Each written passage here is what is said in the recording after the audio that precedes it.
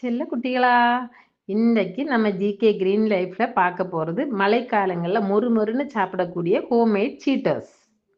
இதற்கு தேவையான பொருட்கள்: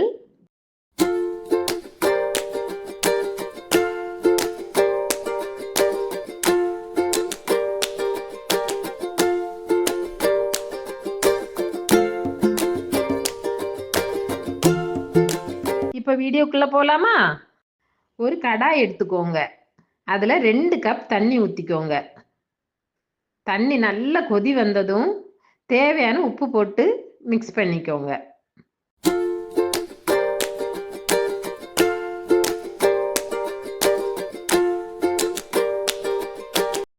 அப்புறம் 1 கப் ரவை போட்டு கட்டி இல்லாம கொஞ்சம் கொஞ்சமா போடுங்க. போட்டு கட்டி இல்லாம நல்லா கிளறிக்கோங்க.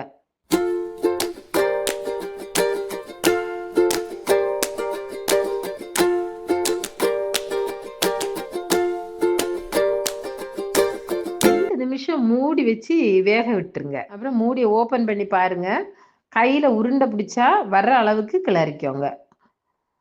நல்லா வெந்துடுச்சு. வெந்த மாவை ஒரு பவுலில் எடுத்து வச்சுக்கோங்க. கையில் உருட்டினா உருண்டை பிடிக்கிற அளவுக்கு சூடு ஆறுனதும் கையால் உருட்டி வச்சுக்கோங்க. லைட்டாக கையில் ஆயில் போட்டுக்கோங்க. அப்போ தான் கையில் ஒட்டாமல் வரும். தட்டில் எல்லாத்தையுமே உருட்டி வச்சுக்கோங்க. இப்போ நம்ம கடாயில் எண்ணெய் ஊற்றி அந்த எண்ணெய் நல்லா சூடான உடனே நம்ம வச்சிருந்த கறிவேப்பிலையை போட்டு பொரிச்சு எடுத்துட போறோம்.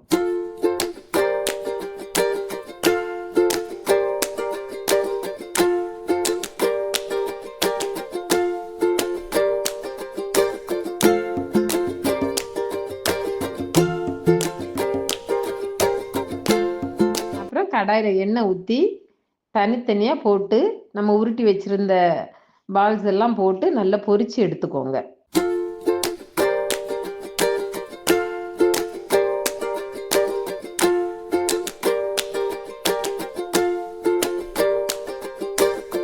இப்போ கலர் சேஞ்ச் ஆகிட்டே வருது பாருங்க.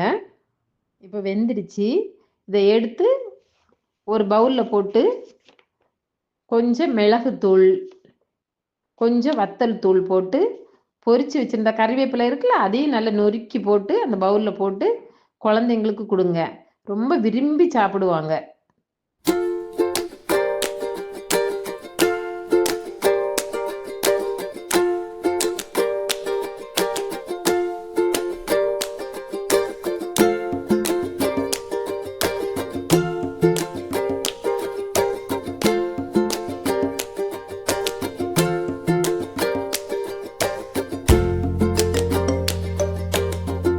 உங்களுக்கு பிடிச்சிருந்தா லைக் பண்ணுங்க, சப்ஸ்கிரைப் பண்ணுங்க.